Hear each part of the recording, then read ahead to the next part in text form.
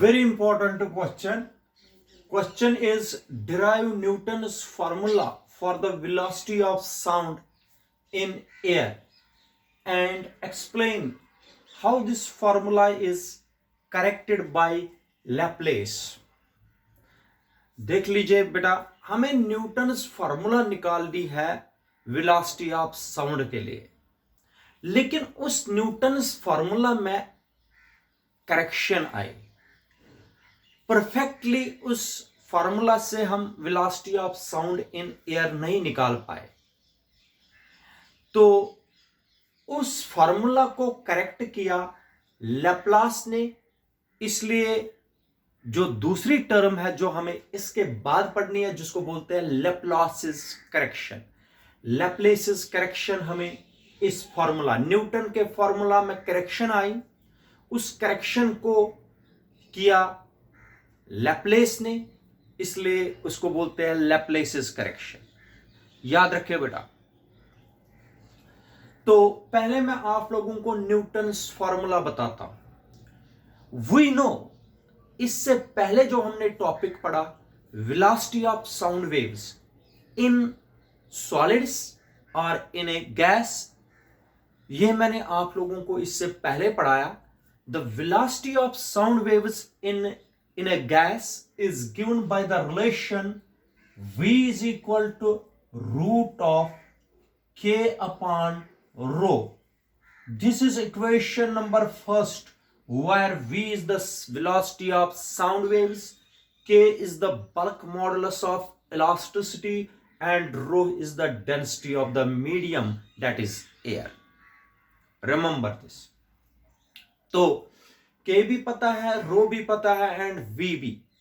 लेकिन according to Newton बोलता है जो भी साउंड वेव्स है, sound waves travels in the form of compressions and rarefactions. Compressions और रैरिफ्रैक्शंस का वीडियो मैंने ऑलरेडी आप लोगों को बताया है। साउंड वेव्स ट्रेवल करती है in the form of compressions and rarefactions. देख लीजिए बेटा, न्यूटन बोलता है जो साउंड वेव्स है in air they travel in the form of compressions and rarefactions. आप सबको पता है कंप्रेशंस में जब कंप्रेशन होता है the particles of the medium come closer to each other. Compression के वक्त particles of the medium come closer to each other. When they come close to each other, the temperature of the medium increases, and during rarefaction the particles of the medium moves apart from each other, therefore the temperature of the medium decreases. But according to Newton, when the sound waves travels in a medium in the form of compressions and rarefactions, temperature of the medium does not increase. This means during compression, the temperature of the medium increases. The increase in temperature, the increase in heat of the medium is given to the surroundings so that the temperature remains same. But during rarefaction, the temperature of the medium decreases. This is compensating by taking the heat from the surroundings. So temperature again remains constant. मेरे कहने का मतलब है बेटा, जब sound waves travel करती है एक मीडियम में, एयर में, तब क्या होता है, साउंड ट्रेवल करती है कंप्रेशंस और रैरिफ्रैक्शंस के तरीके से। लेकिन न्यूटन बोलता है कि कंप्रेशन जब होगा तो टेम्परेचर इंक्रीज होगा, जब रैरिफ्रैक्शन होगा टेम्परेचर डिक्रीज होगा। मगर साथ में बोलता है साउंड वेव जो ट्रेवल करती है in medium, the temperature remain same. मगर टेम्परेचर कैसे सेम रहता है, जब कंप्रेशन के वक्त इंक्रीज जितना टेम्परेचर होता है, जितनी उससे हीट बनती है वो देता है सराउंडिंग को, ताकि उसको टेम्परेचर सेम रहे। तो रेफ्रैक्शन के वक्त टेम्परेचर कम हो जाता है, जो उसको हीट जरूरत थी वो लेता है कहां से, सराउंडिंग से, ताकि टेम्परेचर फिर से सेम रहे। इसका मतलब according to Newton the propagation of sound waves in air is an, शाबाश बेटा याद रखना है, जब टेम्परेचर ही कांस्टेंट रहा, is an isothermal process. Isothermal process. Newton बोलता है कि जो propagation of sound waves compression के वक्त इंक्रीज होता है टेम्परेचर, रेफ्रैक्शन के वक्त डिक्रीज होता है, लेकिन जितनी हीट बनती है उस वक्त वो कंपेंसेट करता है, वो देता है सराउंडिंग को, और जिस वक्त हीट कम पड़ती है उस वक्त हीट लेता है सराउंडिंग को, ताकि temperature of the medium remains the constant. इसका मतलब हो गया बेटा, जो साउंड वेव्स ट्रेवल करती है in a medium as per the Newton, it is an isothermal process. Isothermal process वो प्रोसेस होती है जिसमें टेम्परेचर कांस्टेंट रहता है। क्या रहता है बेटा? Temperature constant. ठीक है बेटा। We know according to the gas equation PV is equal to R T. R constant है, gas constant, T is already constant, तो PV is equal to constant. PV क्या है बेटा? कांस्टेंट। अगर पीवी कांस्टेंट है, differentiating on both sides, differentiating on both sides, ये UV form है। P इसी तरीके से रखिए, डिफरेंशिएशन वी की करिए, पी डीवी, प्लस वी इसी तरीके से रखिए, पी की डिफरेंशिएशन करिए। Differentiation of constant, differentiation of constant होता है जीरो। डिफरेंशिएशन ऑफ कांस्टेंट क्या होता है बेटा? जीरो। शाबाश। पी डीवी इसी तरीके से रखे, इसको इधर लाओ, माइनस वी डी पी। ठीक है। P is equal to minus V d P upon dV. ठीक है। इस V को नीचे लाइए ऐसे, P is equal to dP upon minus dV upon V, ऐसे रखो। यहां पर मैं समझाता हूं। क्या निकाला हमने P को? P इज इक्वल टू, ये जो माइनस साइन इसके साथ जोड़ दी मैंने, डीपी अपॉन, शाबाश बेटा, माइनस डीवी अपॉन वी। ठीक है। सबको पता है change in pressure, change in pressure, pressure होता है force upon area upon minus dV upon V. ठीक है। तो याद रखना बेटा, सबको पता है बल्क मॉडुलस ऑफ, ये जो है बल्क मॉडुलस ऑफ इलास्टिसिटी क्या होता है? बल्क मॉडुलस ऑफ इलास्टिसिटी होता है normal stress upon volumetric strain. Volumetric strain, इधर देखो, F upon P dP pressure होता है, force upon area, force upon area को बोलते हैं यहां पर नॉर्मल स्ट्रेस। तो dV upon V, change in volume upon original volume को बोलते हैं वॉल्यूमेट्रिक स्ट्रेन। इसका मतलब normal stress upon volumetric strain को बोलते हैं बल्क मॉडुलस। क्या बोलते हैं? Bulk modulus of elasticity. ये वाली टर्म किसके बराबर है? Normal stress upon volumetric strain होता है बल्क मॉडुलस ऑफ इलास्टिसिटी। इसका मतलब K किसके बराबर आ गया? P के। इसलिए वेलोसिटी क्या आएगी? एज पर Newton's formula V is equal to, शाबाश बेटा, V is equal to K के बजाय क्या लगाएंगे? Root of, K is equal to root of, शाबाश, k is equal to root of k के बजाय p अपॉन रो.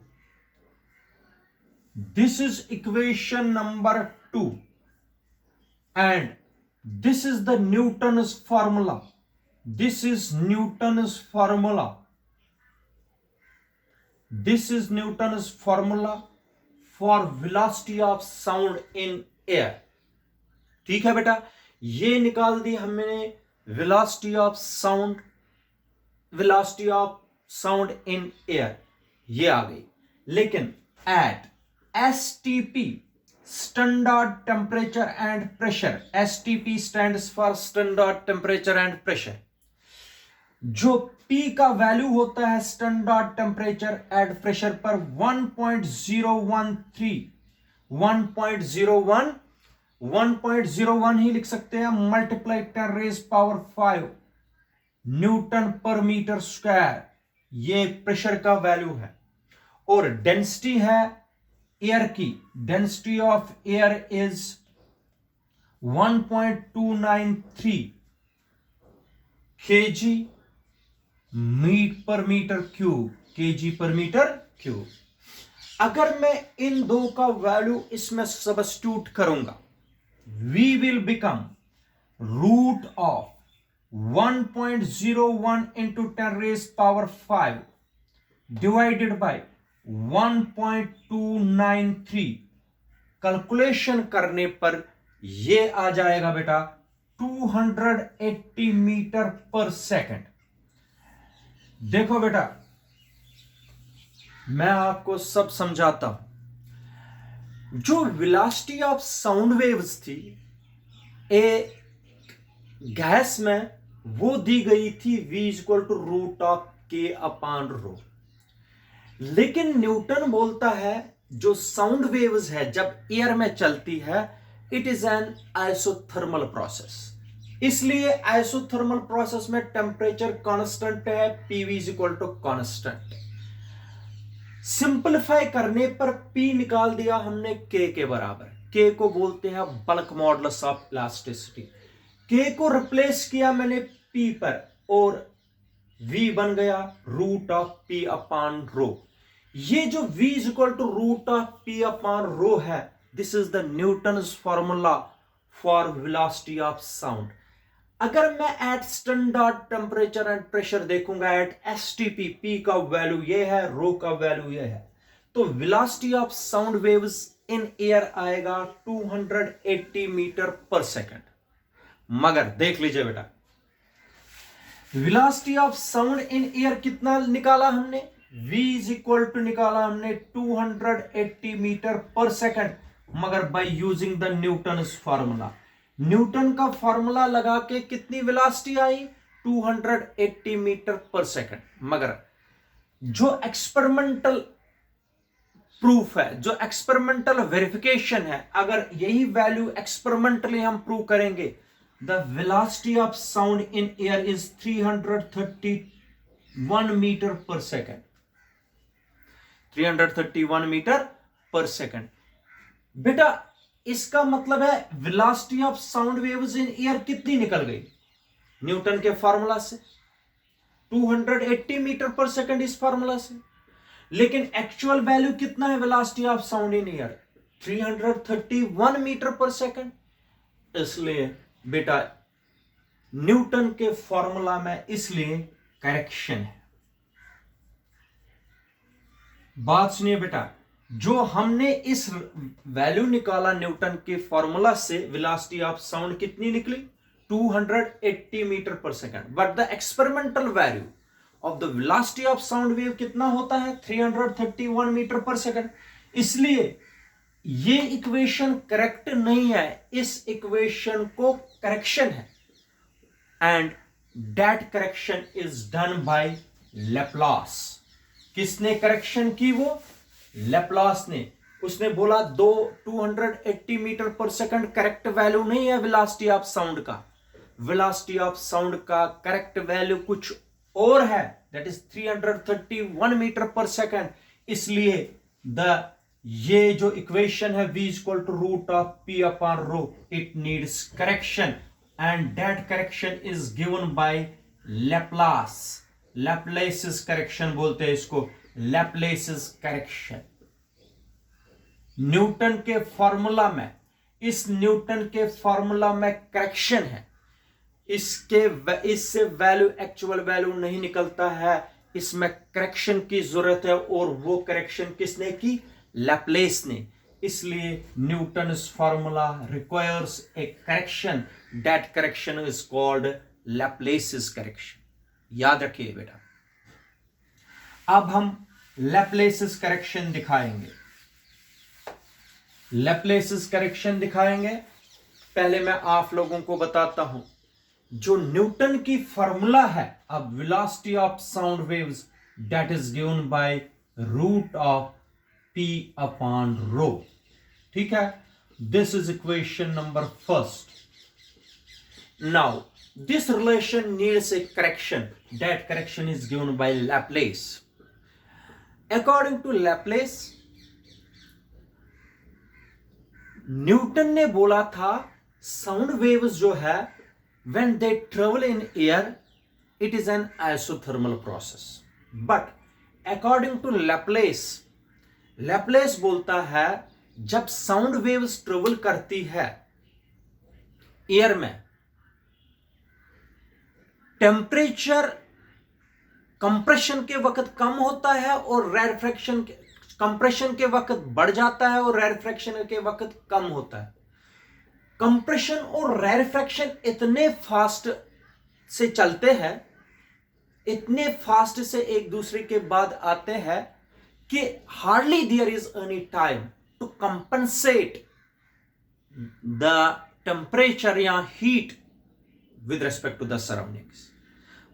लैप्लास बोलता है कि कंप्रेशन, और अगर कंप्रेशन के वक्त टेम्परेचर इंक्रीज होता है और रैरफ्रैक्शन के वक्त टेम्परेचर कम होता है, हार्डली देयर इज, इसको टाइम ही नहीं मिलता है, इतने फास्ट ये कंप्रेशन और रैरफ्रैक्शन चलते हैं, आगे बढ़ते हैं, इनको टाइम ही नहीं मिलता है कि ये कंपनसेट करे किसके साथ? सराउंडिंग के साथ।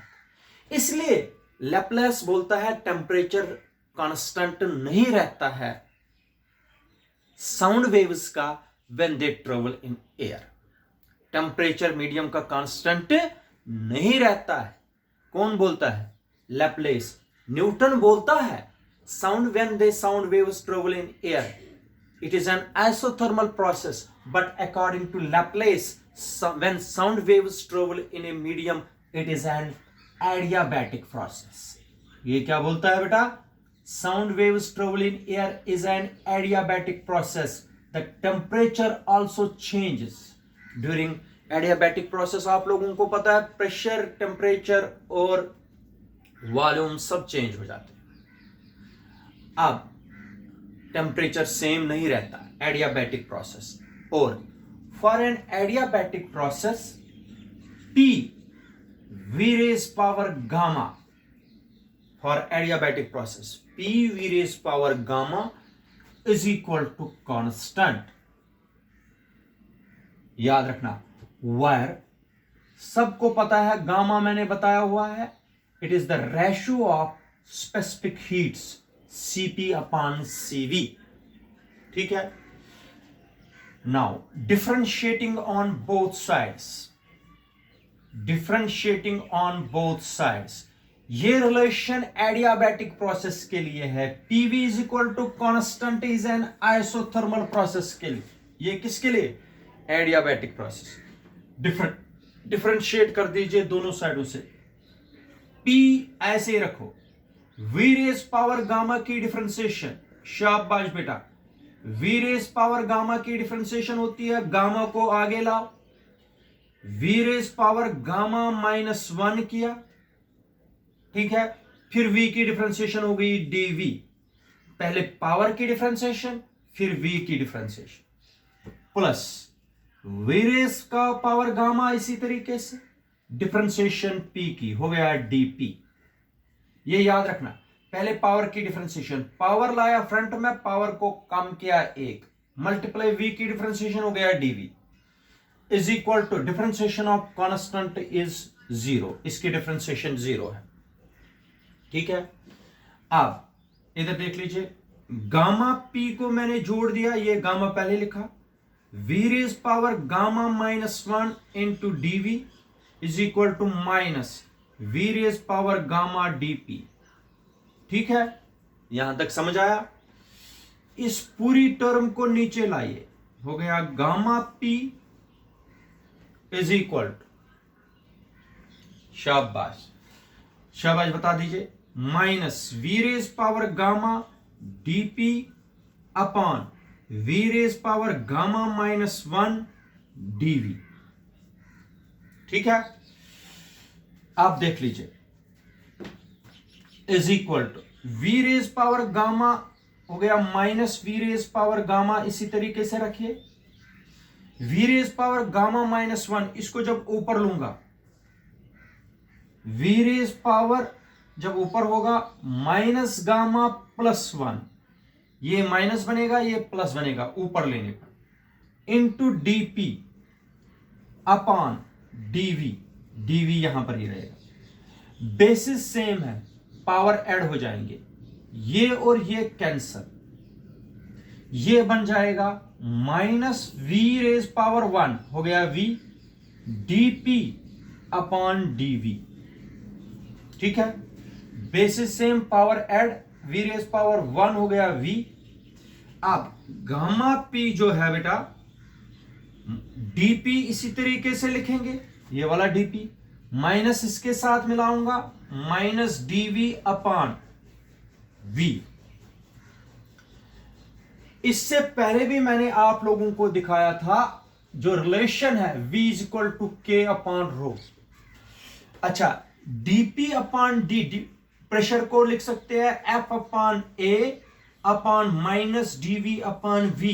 इससे पहले भी मैंने न्यूटन इस फॉर्मूला में बताया, ये फॉर्मूला ये है बराबर के को बोलते हैं बल्क मॉडुलस। इसका मतलब गामा p, मैंने पहले मैं समझाया चुका हूं, के होता है बल्क मॉडुलस ऑफ इलास्टिसिटी। इसका मतलब के का वैल्यू कितना निकाला आप लोगों ने, gamma into P, gamma into P.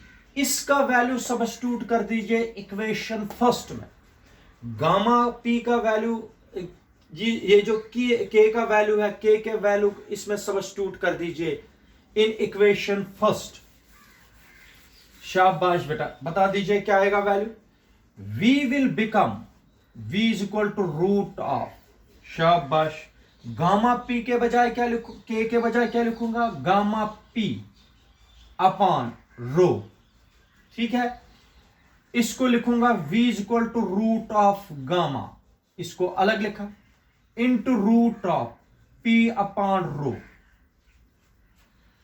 Root of P upon rho Newton के फॉर्मूला से मैंने निकाल के दिया है, root of P upon rho कितना आया था, 280।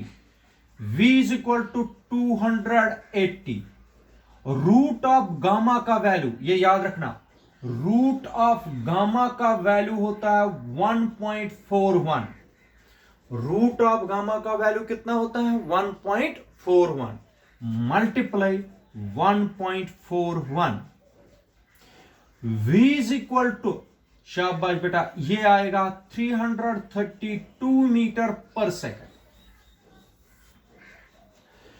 आप देख लीजिए मैं क्या बता रहा हूं, वो सुनिए, इधर सुनिए।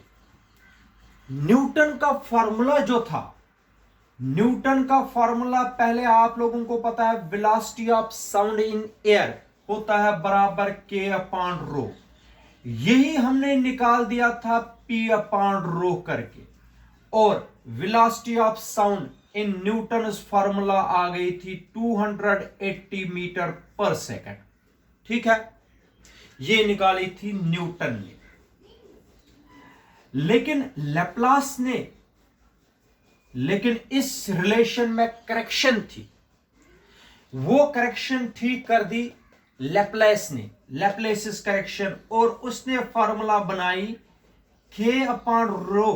के को इस तरीके से बनाया, गामा पी अपॉन रो, और इसको बना दिया root of gamma into root of P upon row.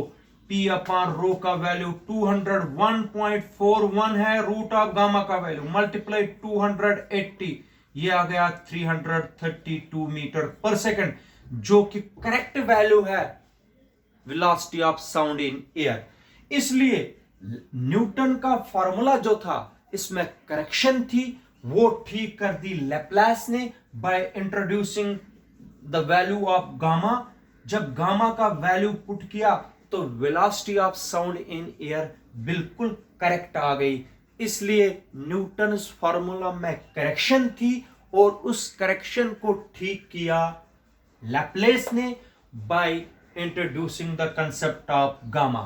It should be noted that according to Newton, the velocity of sound in air is an isothermal process in which the temperature remains constant, but Laplace did not agree with this statement. According to Laplace, velocity of sound in air is an adiabatic process in which the temperature changes. Remember this. और Newton के formula से 280 metre sound waves की velocity आई थी, जो कि correct नहीं थी।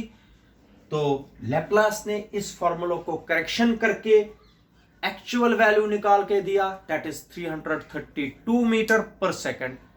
तो इसलिए न्यूटन का फॉर्मूला में करेक्शन को ठीक किया लैप्लेस ने। Thank you.